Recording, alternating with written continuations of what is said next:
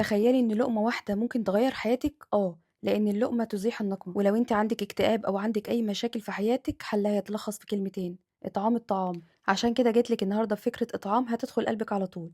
جِبت 7 كيلو بانيه وغسلته كويس وقطّعته لشرايح، وبعد كده جِبت كيلو ونُص بصل فرمته في الكبة، شِلت التفل على جنب وأخدت مَيّة البصل وكل حاجة هيكون لها استخداماتها. حطيت عليهم عصير 3 حبّات طماطم مفرومة ومتصفية، إزازة رايب وممكن طبعًا تستخدمي الزبادي، وبعد كده حطيت عليهم معلقة كبيرة من مرقة الدجاج الفورية، عليهم معلقة كبيرة مهرّمة من البابريكا، معلقة كبيرة من الفلفل الأسود، وحطيت 3 معالق من بهارات الفراخ، وحطيت كمان معلقة كبيرة من البصل بودرة، معلقة كبيرة من التوم البودرة، وحطيت 4 معالق كبار من الملح، إحنا عاملين 7 كيلو بانيه، حطيت عليهم نُص كوباية خل، عصير 3 ليمونات، حطيت كمان نُص معلقة كمون ورشة من الجنزبيل وممكن تستغني عنه.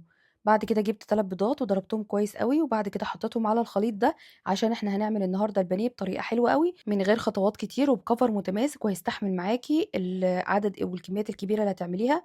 قلّبت التتبيلة الجميلة بتاعتنا وريحتها حلوة جدًا على فكرة. أخدت بقى الفراخ اللي إحنا قطعناها وبعد كده حطيتها في التتبيلة، قلّبيها كويس أوي واتأكدي إن التتبيلة وصلت لكل شرايح الفراخ اللي معانا. بعد كده بقى باغطّي الفراخ وباسيبها في التتبيلة دي أقل حاجة 3، 4 ساعات، أنا عملتها من بالليل وسِبتها لتاني يوم الصبح، بس أهم حاجة طبعًا تغطّيها وتحطيها في التلاجة. بعد كده هاعصّج اللحمة المفرومة، جِبت 6 كيلو لحمة مفرومة فيها نسبة دسم من غير أي دهون خالص، ابتديت إن أنا أشوّح اللحمة المفرومة اللي عندي، ولمّا ابتدت تغيّر لونها وتبقى معايا بالشكل ده، أخدت تِفل البصل اللي إحنا أخدنا مَيّته للتتبيلة، حطيته على اللحمة وبعد كده قلّبته لحد ما ابتدى البصل يدبل شوية، ابتديت أبهّره. إحنا عاملين طبعًا كمية فناخد بالنا من البهارات، حطيت على الكمية دي 4 معالق كبار من الملح، وحطيت كمان معلقتين 2 كبار بابريكا، وحطيت معلقتين أو 3 كبار من بهارات اللحمة، وحطيت برضه معلقتين 2 من الفلفل الأسود، لإن إحنا عاملين كمية كبيرة. قلّبت اللحمة لحد ما اتشربت البهارات، وبعد كده باحط على كل حلة من دول معلقتين أو 3 كبار صلصة، يعني على الكمية كلها حطيت تقريبًا نُص برطمان صلصة أو أزيد معلقتين والّا حاجة. ممكن طبعًا تفرمي طماطم في الخلاط بدون سوايل وتحطيها وتسبّكيها مع اللحمة. قلّبت كل الكلام ده مع بعضه، وعاوزة أقول لكم إن ريحة العصاج بتاع اللحمة كان ما شاء الله اللهم بارك، وكان ربنا مبارك فيها جدًا. وخلّيكِ كده طول ما أنتِ شغّالة وبتعملي الإطعام قولي لإلى في قريشٍ إيلافهم رحلة الشتاء والصيف إلى آخر السورة، اللي هي سورة قريش، عشان ربنا يطرح في البركة في اللي أنتِ بتعمليه. بعد ما جهّزنا اللحمة وجهّزنا البانيه، إحنا كل ده قبل الإطعام بيوم، عبّينا بقى البلح، كل كيس فيه 3 حبّات بلح، وبعد كده جبنا المخلل برضه عبّيناه. الحاجات اللي زي دي لمّا تكون جاهزة من قبلها هتريّحِك وتوفّر عليكِ وقت في تجهيز الإطعام. هنحضّر برضه دلوقتي الcover ده، الكلام ده كنت باعمله بعد السحور اليوم بتاع الإطعام بالضبط. أخدت البقسماط وابتديت أغلِّف البانيه، باطلّعه من التتبيلة وباحطّه في البقسماط وباضغط عليه كويس جدًا بإيدي علشان أتأكد إن البقسماط اتغلِّف كويس أوي مع البانيه. بانفض البقسماط الزيادة علشان لمّا نيجي نحمّره ما يتحرقش، وباحطّه في أي صينية كده، باكون حاطّة جوّه الصينية دي كيس بلاستيك، وما بين كل طبقة وطبقة من البانيه باحط كيس بلاستيك لحد ما أخلّص كل الكمية اللي عندي. من وقت للتاني كنت بانخل البقسماط علشان ما يبقاش فيه أي تكتلات خالص، واستخدمت على كل الكمية دي 5 أكياس بقسماط من اللي هو بتاع ريتش بيك ده. تمام، بعد ما خلّصت كل الكمية اللي عندي ما شاء الله اللهم بارك، كان ربنا مبارك فيها وعملت كمية كويسة أوي، غلّفتها ودخّلتها التلاجة لحد اليوم الإطعام. الكلام ده كنا الفجر بتاع يوم الإطعام. وبالمناسبة كمان لو أنتِ بتحبي تفرّزي البانيه عشان يسهّل عليكِ الوقت كتير، حتى في الأيام العادية مش لازم إطعام خالص، تقدري تعمليه بنفس الطريقة وتدخّليه الفريزر وتحفظيه بنفس الطريقة دي. نيجي بقى لسلق المكرونة. في حلة كبيرة حطيت فيها مَيّة، وحطيت فيها تقريبًا 3 أو 4 معالق كبار ملح عشان نسلق المكرونة.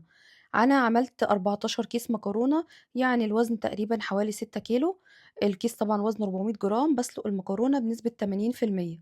وبعد ما سلقت المكرونة أخدتها صفيتها، وهاحضّر دلوقتي صوص البشاميل. كل كيلو لبن بتحطي له 4 معالق كبار زبدة و4 معالق كبار مهرّمين دقيق، كل معلقة دقيق بتاخد معلقة زبدة. أنا معايراهم بالمعلقة، استخدمت كل كمية الدقيق تقريبًا كان كيلو إلا ربع أو أقل شوية.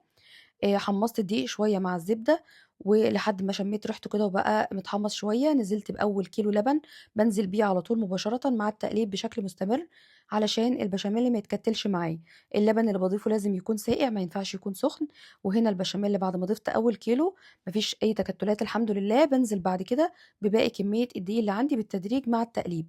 حطيت 6 كيلو لبن، وحطيت تقريبًا لتر من مَيّة سلق المكرونة، وقلّبتها مع صوص البشاميل اللي إحنا عملناه، بتدّي قوام حلو أوي، لإن بيكون فيها نشا طبيعي. ابتديت أبهّر بقى البشاميل بالملح، حطيت على الكمية دي 3 معالق كبار مهرّمين من الملح، وحطيت معلقة صغيرة من الفلفل الأسود، وحطيت معلقة كبيرة من مرقة الدجاج الفورية، وقلّبت لحد ما القوام تقل، وحطيت كمان عليهم نُص كيس من الجبنة الموتزاريلا بعد ما طفيت عليه، وسِبته يدوب بالحرارة بتاعة البشاميل. بعد كده حطيت بقى نُص كمية البشاميل على المكرونة وقلّبت، وباجيب بقى الصواني بقى الفويل دي بتتباع جاهزة، الطاجن ده على قد الوجبة، حطيت رق مكرونة ورق لحمة ورق مكرونة، وبعد كده رق بشاميل، ما باحطش أي حاجة تاني على الوش، يا دوب بس بندخّلها الفرن علشان تتحمّر وتاخد لون، وبتطلع حلوة أوي من غير ما تحطي عليها أي إضافات خالص. طبعًا لو أنتِ حابة تحطي جبنة موتزاريلا على الوش براحتك خالص. هنحمّر بقى دلوقتي البانيه، الزيت بيكون سخن ويا ريت يكون طبعًا الزيت غزير، نفّضي البانيه من البقسماط الزيادة علشان ما يتحرقش في الزيت، وطبعًا عشان الكمية كبيرة ما بين مدة قلي البانيه كلّه، طفيت عن الزيت مرتين 2 وصفّيته ورجعت زوّدته علشان يطلع البانيه معانا كلّه بنفس اللون والقشرة بتاعته نضيفة، ما فيش فيها أي بقسماط محروق ولا حاجة، وتطلع معانا بقى بالشكل اللي أنتم شايفينه ده. حمّرت كمان السمبوسة، والسمبوسة دي كنت حاشياها ميكس جبن. بعد كده بقى ابتدينا نعبّي الوجبات، كل طبق فيه طاجن مكرونة مع قطعتين أو قطعة بانيه على حسب الحجم، و2 قطعة سمبوسة والمخلل. المقادير والحاجات اللي اشتغلنا بيها عملت معانا بالضبط إن شاء الله 60 وجبة، غير الأكل بتاع البيت. النيّة كانت 50 وجبة، بس الحمد لله ربنا بارك وطلّعت معانا 60 وجبة.